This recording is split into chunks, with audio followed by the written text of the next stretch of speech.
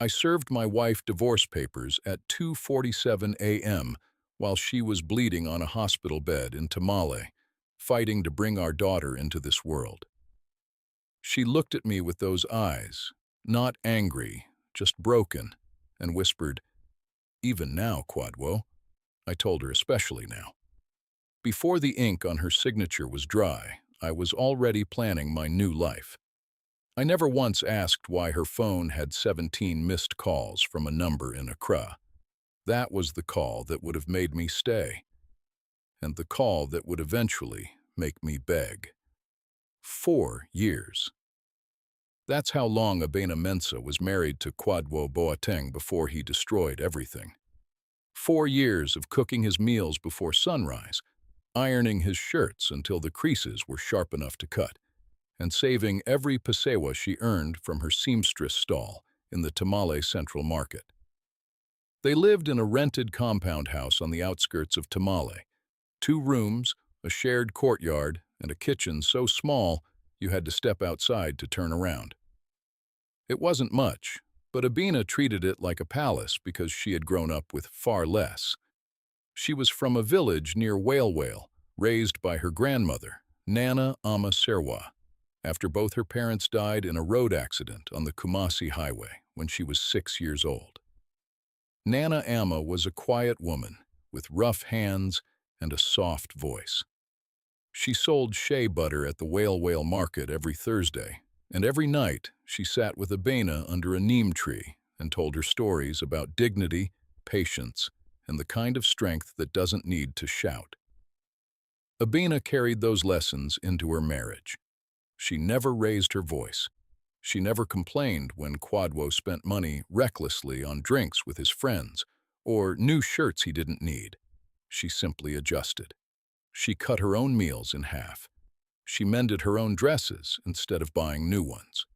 And quietly, without telling anyone, she deposited money into their joint savings account every single month. Over 3 years, she saved 18,000 cedis. That money was meant for land, for a house, for a future their child would grow up in. Kwadwo knew about the account.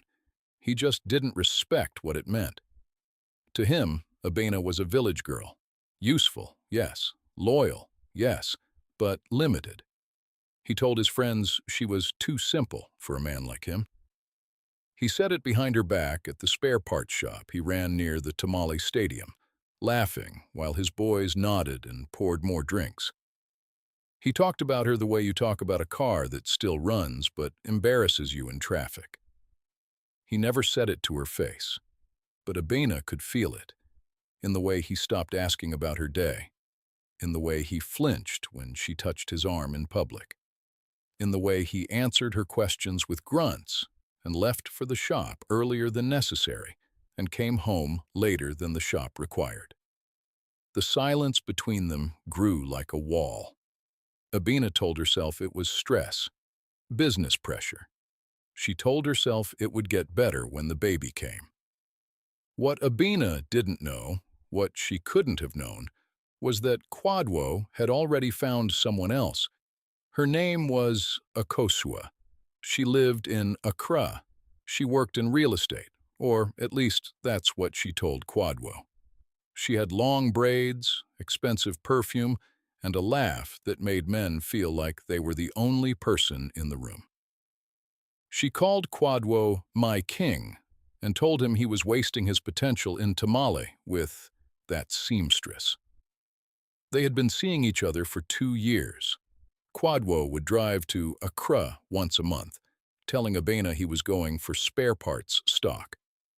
He'd spend 3 days in Akosua's apartment in East Legon, eating jollof in bed and dreaming about a bigger life. She told him she could get him into the used car business, import-export, real money. All he needed was capital and freedom from Abena. The plan took shape over several months. Kwadwo consulted a lawyer friend, not a real lawyer, just a man who had once worked as a clerk in a magistrate's office and now charged people for bad advice over bottles of club beer. Serve her when she's weak, the man told him. A woman in labor won't argue. She won't read the fine print. She'll sign anything to make the pain stop. And once she signs, it's done. Kwadwo waited. He watched Abena's belly grow. He counted the weeks. He smiled at her sometimes across the dinner table, and she smiled back, thinking maybe things were getting better. She told Auntie Fati, their neighbor, "I think this baby will bring us closer. I think he's finally settling down." It was the cruelest kind of hope, the kind that makes the fall worse. 3 weeks before her due date, Kwadwo quietly withdrew 14,000 cedis from their joint account. He transferred it to a mobile money number Abena had never seen, Akosua's number. Then he had the divorce papers drawn up. He listed the compound house, which was leased in his name. He listed the car, registered in his name. He listed nothing in hers. On paper, after 4 years of marriage and 3 years of saving, Abena Mensah owned nothing. He kept the papers in his glove compartment. He checked them every morning like a man checking a weapon before a battle. All that was left was timing. The contraction started at 5:14 p.m. on a Tuesday in November. Abena gripped the kitchen counter and breathed the way Nana Amma had taught her. Slow, steady, through the nose. Kwadwo drove her to the Tamale Teaching Hospital. He carried her bag. He held her arm as she walked through the entrance. To anyone watching, he looked like a devoted husband preparing for the most important night of his life. In the hallway, while a nurse checked Abena in, Kwadwo stepped outside and made a phone call. "It's happening tonight," he told Akosua. "By morning, I'll be free." Akosua laughed on the other end. "Don't forget the papers, my king. They're in the car." The labor was long and brutal. 9 hours of contractions that came in waves, each one worse than the last. Abena gripped the metal bed rails until her knuckles turned white. She bit down on a folded towel during the worst peaks. The midwife, a stern, experienced woman named Sister Comfort, mopped Abena's forehead and told her to push, rest, push, rest. She spoke to Abena with the firm gentleness of someone who had delivered hundreds of babies and never lost the reverence for it. Kwadwo sat in the corner of the delivery room the entire time. He didn't hold Abena's hand. He didn't speak to her. He sat with his legs crossed, scrolling through his phone, texting Akosua updates, like a man narrating a sports match he had no stake in. At 2:47 a.m., between contractions, when Abena was gasping and the monitors were beeping, and Sister Comfort had stepped out briefly to check on another patient, Kwadwo stood up. He walked out of the room. He went to the car. He came back carrying a brown envelope. Sister Comfort returned and saw it immediately. "What is that? What are you bringing into my delivery room?" "Private matter," Kwadwo said. He stepped past her and placed the envelope on Abena's chest, on her heaving, sweat-soaked chest, while she was trying to bring his child into the world. Abena looked at the envelope through half-closed eyes, then at him. She pulled the papers out with trembling, exhausted fingers. She read the first line, "Petition for dissolution of marriage." A contraction hit. She cried out, gripping the bed rail with one hand, the papers crumpling in the other. When it passed, she looked at him with eyes that held no fury, only a devastation so deep it looked like surrender. "Even now, Kwadwo." He didn't blink. "Especially now." Sister Comfort stepped forward, her voice like a blade. "You need to leave this room, right now." Kwadwo didn't move. He looked at Abena the way a man looks at a transaction. "The house is in my name. The car is in my name. The savings are gone. I've already moved the money. You have nothing. Sign the papers now, or I will file for full custody of this child." I will tell the court you are an unfit mother with no income, no home, and no family. Custody. He said it like a weapon, and it worked exactly the way he knew it would. Abina looked down at her belly, at the life inside her, the life that was minutes away from entering the world, the life she had already been talking to in whispers for 9 months, promising safety, promising love, promising a mother who would never leave. She signed.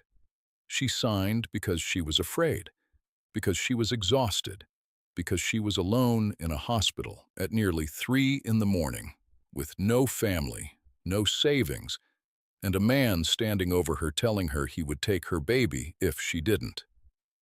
She signed because, in that moment, the only thing she could protect was her child, and Kwadwo had made sure she believed signing was the only way to do it.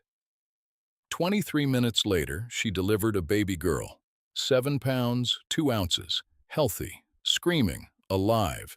She named her Nahira. It means blessing. Kwadwo did not hold her. He did not look at her. He picked up the signed papers from the floor where they had fallen, slid them back into the brown envelope, and walked out of the delivery room without looking back. Sister Comfort watched him go with an expression that could have burned a hole through steel. On the bedside table, Abina's phone buzzed. Then again.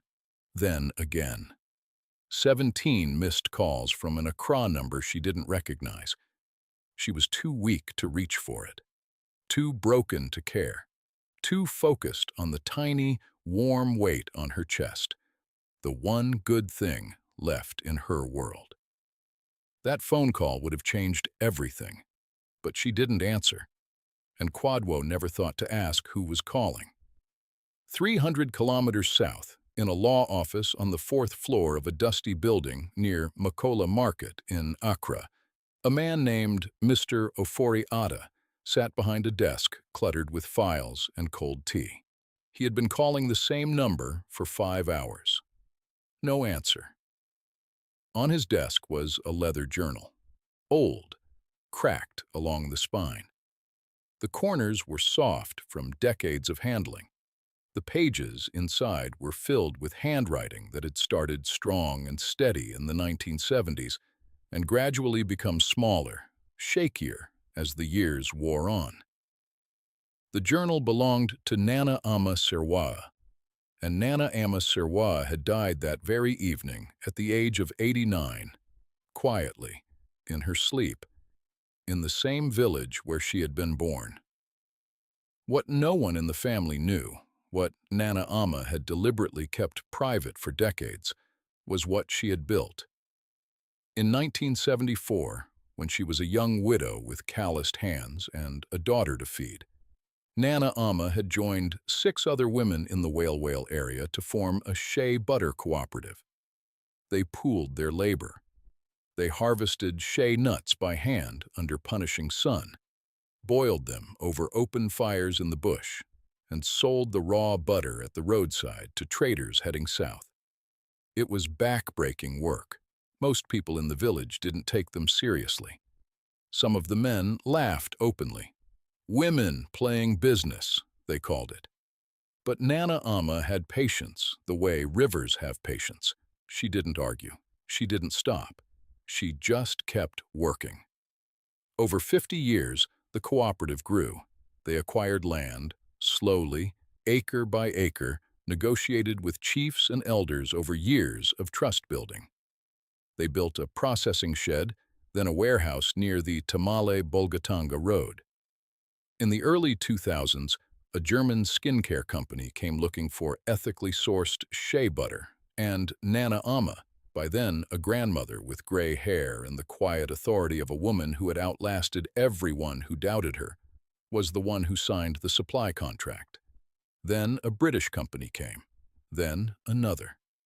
By the time she died, the cooperative controlled 120 acres of shea tree farmland. The warehouse in Tamale was valued at 600,000 cedis.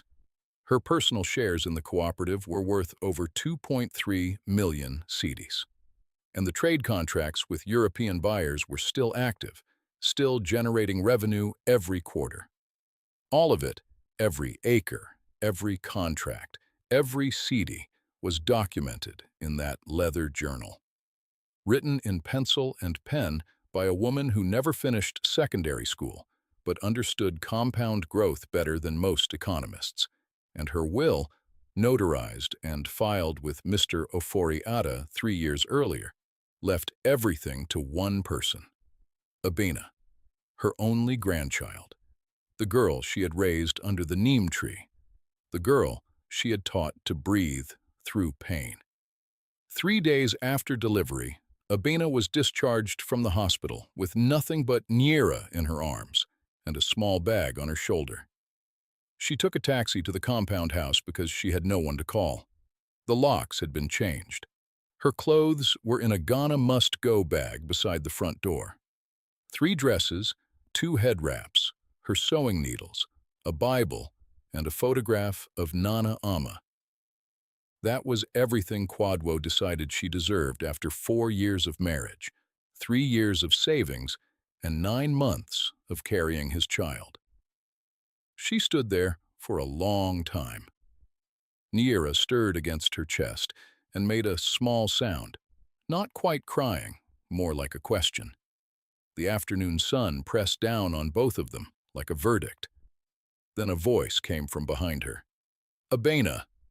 It was Auntie Fati, their neighbor, a stout woman in her 60s with gray temples and a face that had seen enough of men's cruelty to recognize it from across a courtyard.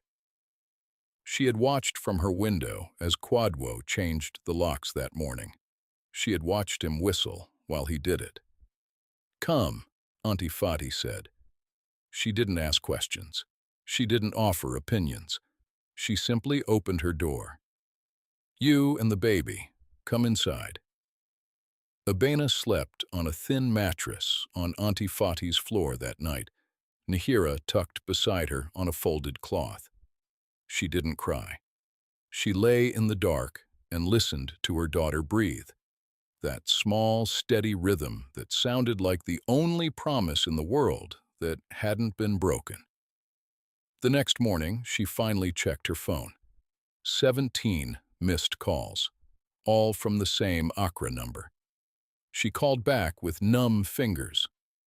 Mr. Ofori-Atta answered on the second ring. His voice was careful, measured, the way lawyers speak when they carry 2 kinds of news at once and aren't sure which one will hit harder. "Mrs. Boateng, or, forgive me, Miss Mensah, I've been trying to reach you since Tuesday evening. I'm very sorry to inform you that your grandmother, Nana Ama Serwa, passed away. She died peacefully in her sleep." The phone almost fell from Abena's hand.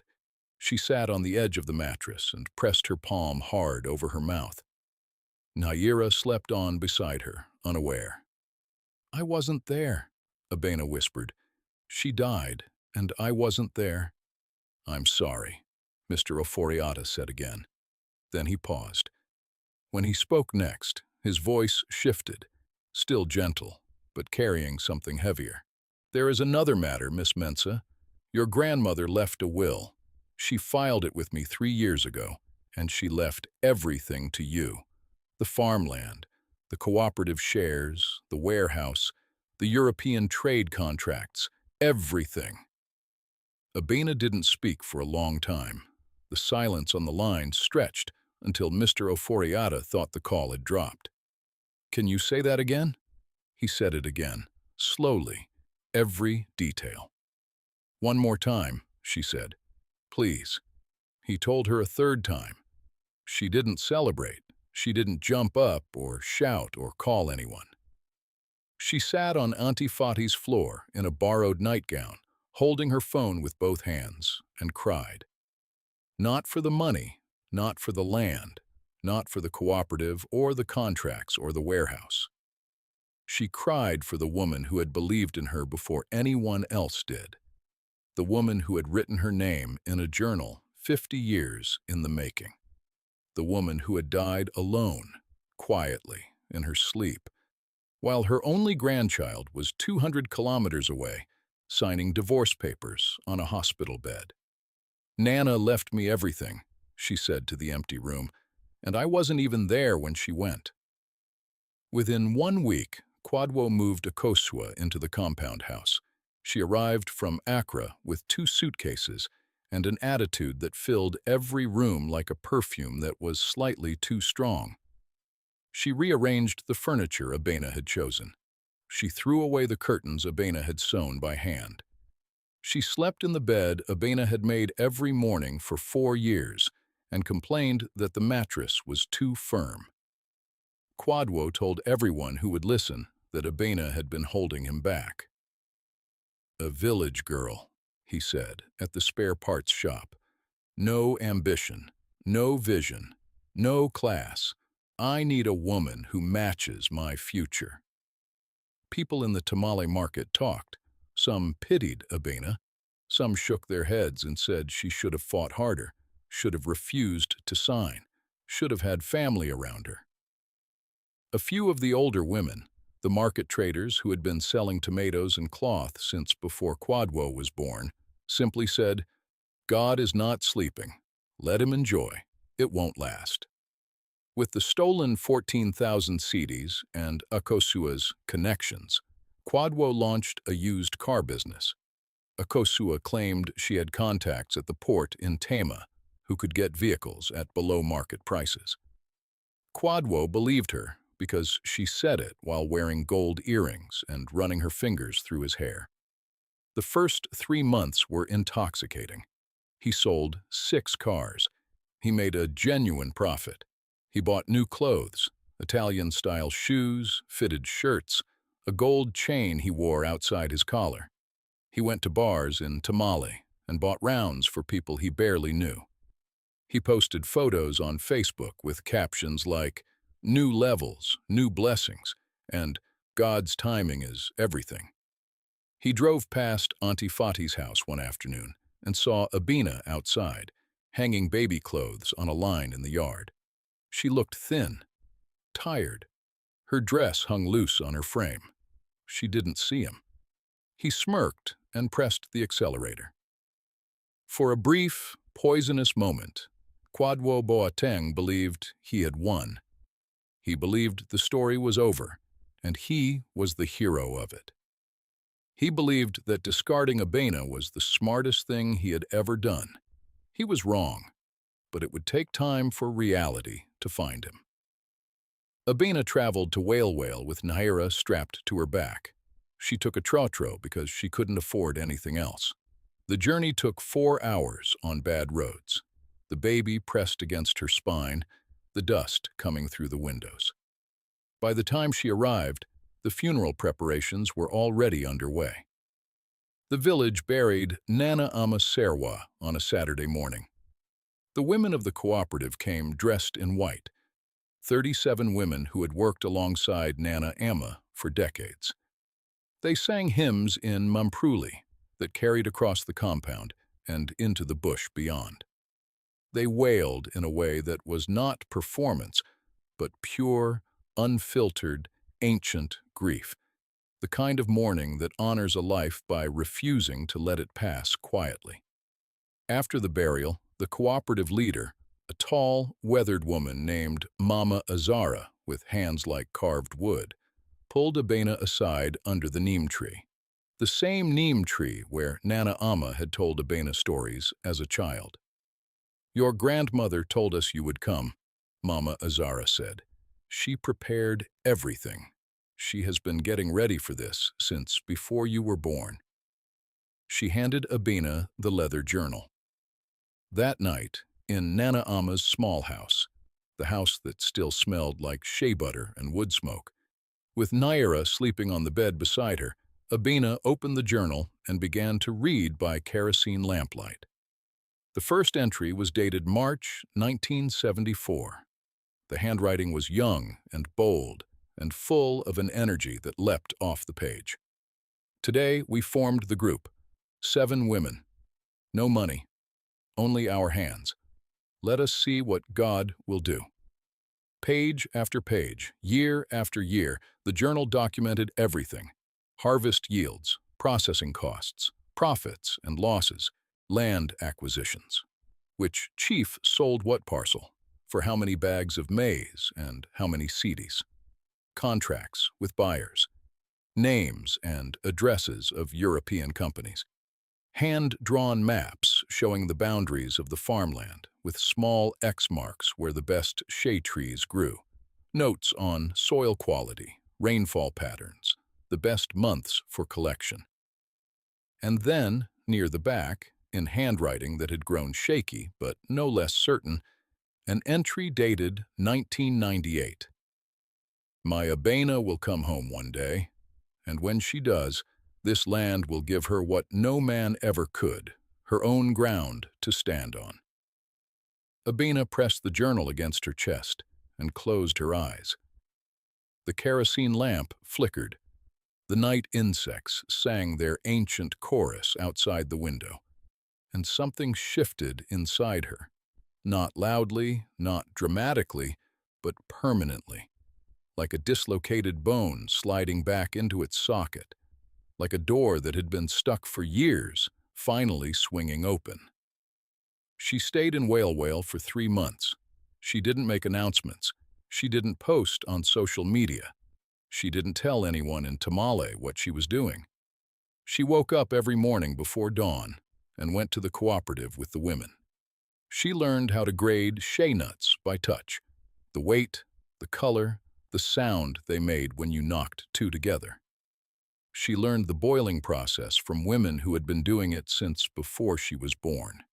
The exact temperature, the exact timing, the way the butter separates from the water when it's ready, rising to the surface like something that was always meant to float. She learned the business side from Mama Azara, the invoicing, the export documentation, the quality certifications the European buyers required. She sat in Mama Azara's small office and read contracts until her eyes ached. She was her grandmother's student one last time, and this time she was paying attention with everything she had. 18 months passed. In that time, Abena did what Nana Amma had spent a lifetime preparing her to do. She used the cooperative's existing funds to modernize the processing facility. Proper stainless steel machinery to replace the open fire method, a cold storage unit for finished products, a small quality testing station that met international standards. She hired an accountant from Tamale who knew export regulations. She registered the cooperative's products with the Ghana Export Promotion Authority. The European contracts that had been generating modest, steady revenue under Nana Ama's management began to grow. Abena renegotiated terms with each buyer: better prices per kilogram, longer contract periods, volume commitments that guaranteed income even during poor harvest seasons. A German organic skincare brand featured Serwa Shea, the name Abena gave the brand after her grandmother, in their European product line. A British retailer followed, then a French one. She opened a small distribution office in Tamale, on the same road as the market where she used to sew dresses for 15 cedis apiece.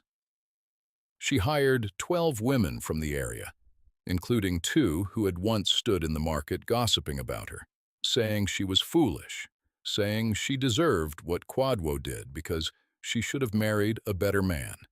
She hired them anyway, not out of revenge, not to prove a point, because they needed the work, and she needed the hands, and her grandmother would have done the same thing. She bought land on the quiet road toward the Tamale airport. Not a mansion plot, just enough for a solid 3-bedroom house with a garden and a low wall. She built it block by block over 6 months, visiting the construction site every weekend with Nhira on her hip and the leather journal in her bag. She watched the walls go up the way her grandmother must have watched the cooperative grow, with patience, with attention, with the understanding that anything worth building takes time. The house was painted white with green shutters. There was a mango tree in the front yard that the previous owner had planted years ago. The first night she slept in that house, she placed the leather journal on her bedside table, the exact spot where her phone had buzzed with 17 unanswered calls on the worst night of her life. She never contacted Quadwo. Not once. She never sent a message, never made a call, never asked a single person to deliver a single word. She never asked for anything from him. Not money, not an apology, not even acknowledgement that Nira existed. When people in the market brought up his name, she changed the subject the way you step around a puddle. When a reporter from a Tamale radio station asked about her personal life for a feature on women in agriculture, she smiled and said, "My personal life is my daughter and my grandmother's legacy. That's all there is." She had something Quadwo never gave her and could never take away. Her own ground to stand on. Quadwo's collapse didn't come all at once. It came the way termites take a building, silently from the inside, until one day the structure just folds. It started with Akosua's contacts at the port. The vehicles she sourced turned out to have problems. Not mechanical problems, legal problems. 3 of the cars Quadwo had purchased and resold had stolen chassis numbers. Police impounded them from the buyers, and the buyers came back to Quadwo furious. Then the police impounded 2 more from his lot. Then they came to his shop with questions he couldn't answer, and a tone that made it clear they didn't believe his answers anyway. He lost his stock. He lost his deposit on the shop lease. He lost money he'd borrowed from 2 friends who stopped returning his calls after the police visit. Akosua disappeared on a Tuesday. She left while Quadwo was at the Tamale police station, filling out paperwork, trying to explain vehicles he barely understood himself. When he came back to the compound house, her suitcases were gone. Her perfume bottles were gone. The gold earrings she used to leave on the bathroom shelf were gone. Even the shower curtain she'd brought from Accra was gone. She left behind one thing, a text message. 6 words. "Don't contact me. This was a mistake."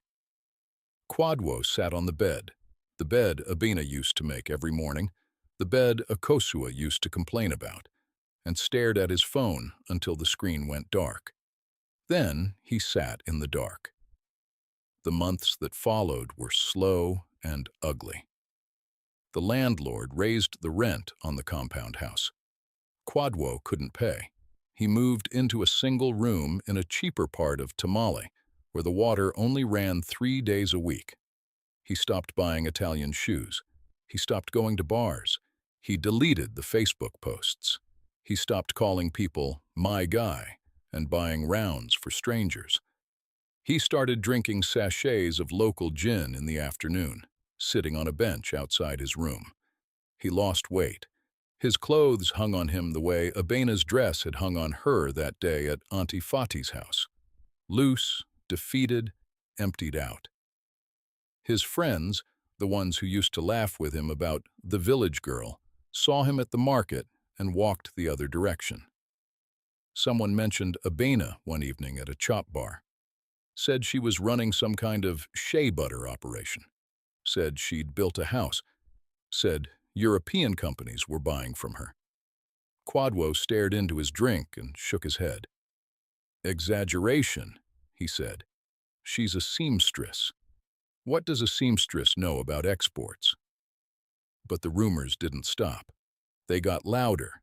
They got more specific. And every time someone mentioned Abina's name, Quadwo felt something tighten in his chest that he refused to call what it was. It was shea nut harvesting season when Quadwo hit bottom. He heard through a distant cousin that a farm operation near Whale was hiring day laborers, pickers, to harvest shea nuts from the bush. 30 cedis a day, paid in cash at sunset. No experience needed, no questions asked. He took a trotro to Whale Whale, the same route Abina had traveled 18 months earlier with a newborn strapped to her back. But Abina had been traveling toward something. Quadwo was running from everything he had destroyed. He arrived at the farm before dawn. There were about 40 workers already gathered, mostly women, some young men, all from the surrounding villages. A supervisor handed out baskets and assigned rows of shea trees. The work was simple in theory and punishing in practice. Walk through the bush, find the ripe nuts that had fallen, fill the basket, carry it back, repeat. The sun was merciless. The ground was uneven. By midday, Quadwo's back ached. His palms were cracked and raw, and his shirt was soaked through with sweat. He didn't ask who owned the farm. It didn't occur to him. It was just a farm. Just 30 cedis. Just a way to eat tomorrow. On the third day, around 11 in the morning, a white Toyota Hilux turned onto the dirt road that bordered the farmland. The workers noticed it before Quadwo did. A few of the women stood straighter. One adjusted her head wrap. The supervisor set down his water bottle and walked briskly toward the approaching vehicle. Quadwo looked up from his basket. The driver's door opened. A woman stepped out. She wore a simple blue dress and flat leather shoes. Her hair was wrapped in a clean white cloth. She moved with the kind of calm that doesn't come from arrogance or performance. It comes from knowing exactly where you stand in the world and having built that ground yourself. She had a child on her hip, a girl of about 2 years old, with bright eyes and round cheeks, and her mother's face. It was Abina. Quadwo's hands stopped moving. The shea nut he was holding fell from his fingers and rolled into the red dirt. His mouth opened, but no sound came out. He watched her greet the supervisor with a handshake. He watched her walk along the edge of the farm, inspecting the trees, pointing at sections of the land, asking questions, nodding at workers who called out greetings. She walked the way Nana Amma must have walked this land decades ago, not with the self-consciousness of someone who owns something, but with the rootedness of someone who belongs to it. She turned a corner on the path and saw him. Their eyes met across maybe 15 meters of dry earth and shea trees and 2 years of silence. Abina stopped walking.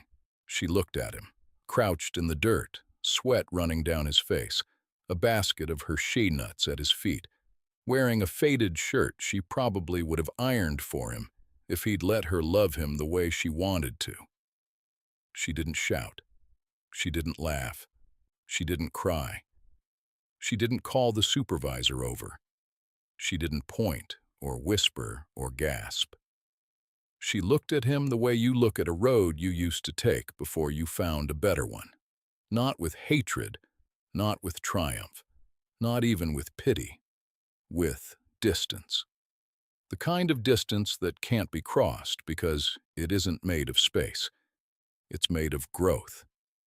Then she turned to the supervisor, said something about the harvest estimates for the eastern section, adjusted Nira on her hip, and walked back to her vehicle. She opened the door. She got in. She drove away. She never said a word to him. Not one. And that silence, that quiet, immovable, irreversible silence, was louder than anything Quadwo Boteng had ever heard in his life. That night, after Nhira was bathed and fed and tucked into bed with a small blanket Abina had sewn herself, Abina sat alone in her living room in the house she had built with her grandmother's legacy. She opened the leather journal to the last page. She had read this entry 100 times, maybe more. The page was soft from her fingers. But tonight, after seeing Quadwo in the field, after looking into the face of the man who had destroyed her at her weakest and feeling nothing but the quiet hum of a life fully reclaimed, she needed it again. Not for anger, not for satisfaction, not for closure, for steadiness. The handwriting on the final page was shaky. The ink was faded, but the words were as clear as the day they were written. Abena, if you are reading this, I am gone. But the trees are still standing. The land is still breathing. And you, my girl, you are still here. That is enough. That was always enough. Abena closed the journal. She held it against her chest with both hands, the same way she had held Nira in that hospital room when the whole world was caving in. She exhaled, long and slow. The kind of breath you release when you finally set down something so heavy you'd forgotten what your shoulders felt like without it. Through the open window, the mango tree in her garden swayed in the evening breeze. Inside the bedroom, Naira made a small sound in her sleep and then settled. The house was quiet. The journal was warm against her heart. The ceiling fan turned slowly overhead. And for the first time since that night in the delivery room, for the first time in 2 years, Abena Mensah felt whole. I stood in that field holding her shea nuts in my hands. 30 cedis a day. That's what my life is worth now. 30 cedis a day. Picking nuts on land that belongs to the woman I threw away like she was nothing. She didn't look at me with anger. That would have been easier. Anger I could have fought. Anger I could have answered with excuses. She looked at me the way you look at something that used to matter but doesn't anymore. Like a street you lived on years ago. Like a name you've already forgotten. And she's right. That's exactly what I am now. A name she's already forgotten. I served her papers when she was bleeding. I stole her savings when she was building our future. I chose a woman who vanished the moment the money ran out, over a woman who would have stayed through anything, who did stay through everything, until I forced her out.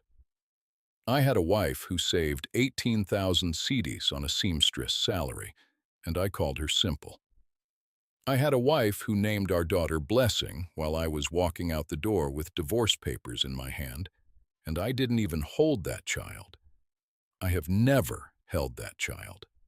I didn't know about the inheritance.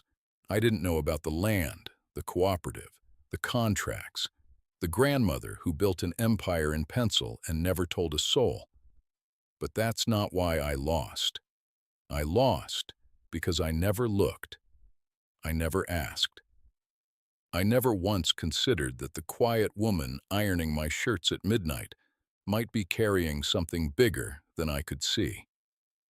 That her grandmother's rough hands might have built something I couldn't imagine. That the phone ringing on her hospital bed might have been the sound of everything changing. I didn't check. I didn't care. I was too busy planning my escape from a woman who turned out to be the only real thing I ever had. Now I pick her shea nuts for 30 cedis a day. She didn't have to destroy me. She didn't lift a finger against me. I destroyed myself. She just kept going. She kept building. She kept becoming the woman I was too blind to recognize while I still had her. I thought I was escaping a simple village wife. What I was really walking away from was the only person who ever truly loved me. And the worst part? It wasn't the land. It wasn't the money. It wasn't the business. It was the way she looked at me in that field. No anger, no hatred, no pain, just distance, like I already belonged to a life she'd healed from.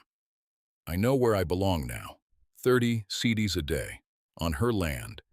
If this story touched you, share it with someone who's ever been underestimated. Because sometimes the people we discard don't break. They bloom where we abandon them.